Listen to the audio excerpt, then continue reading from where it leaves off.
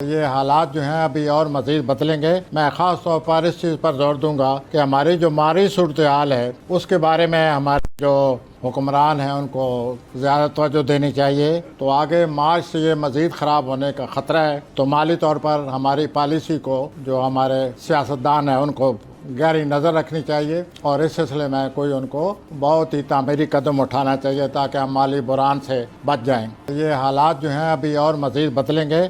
میں خاص طور پر اس چیز پر زور دوں گا کہ ہماری جو مالی صورتحال ہے اس کے بارے میں ہمارے جو حکمران ہیں ان کو زیادہ توجہ دینی چاہیے۔ ہم مالی بحران کی طرف بڑھتے جا رہے ہیں، تو اس سلسلے میں پہلے حالات دیگرگوں ہیں مالی طور پر، تو آگے مارچ سے یہ مزید خراب ہونے کا خطرہ ہے۔ تو مالی طور پر ہماری پالیسی کو جو ہمارے ذمہ دار سیاستدان ہیں ان کو گہری نظر رکھنی چاہیے، اور اس سلسلے میں کوئی ان کو بہت ہی تعمیری قدم اٹھانا چاہیے تاکہ ہم مالی بحران سے بچ جائیں۔ مجھے ایسا لگتا ہے کہ ہم مالی بحران میں پہلے گھر چکے ہیں، اور مزید مارچ سے مزید اس صورتحال میں خرابی پیدا ہونے والی ہے۔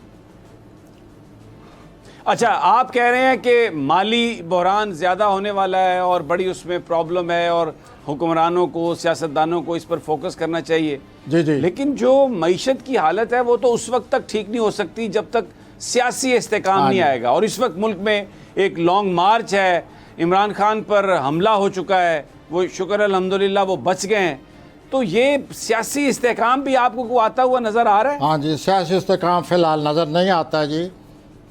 اللہ مجھے غلط ثابت کرے، سیاسی استحکام جلدی پیدا ہو جائے، لیکن جیسی صورتحال ہے، زول آیا ہوا ہے۔ آپ کو یاد ہوگا کہ میں اکثر آپ سے کہتا رہا ہوں کہ زول کی وجہ سے آئے دن کوئی نہ کوئی مسئلہ پیدا ہوتا رہے گا۔ تو آپ نے نوٹ کیا ہے کہ پچھلے 2 سالوں میں ایسے ہی ہو رہا ہے، ایک مسئلہ ختم ہوتا ہے، اتنے میں ایک اور بحران پیدا ہو جاتا ہے، اتنے میں کوئی اور مسئلہ سامنے آ جاتا ہے۔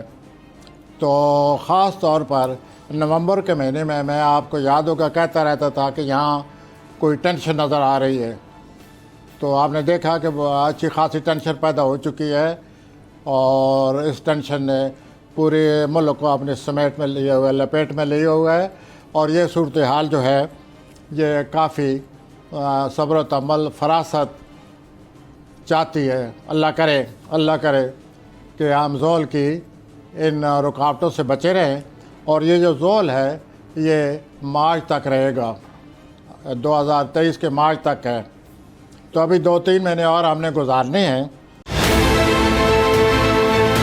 بہت اچھی کوریج کی ہے، یہ مارچ کی تو زبردست کوریج تھی، بول کی پرابلی سب سے بیسٹ تھی۔ سب سے زیادہ ریلز اور سب سے زیادہ ریٹنگ کے ساتھ بول رہا نمبر 1۔ سبسکرائب کریں اور بیل دبائیں تاکہ کوئی خبر رہ نہ جائے۔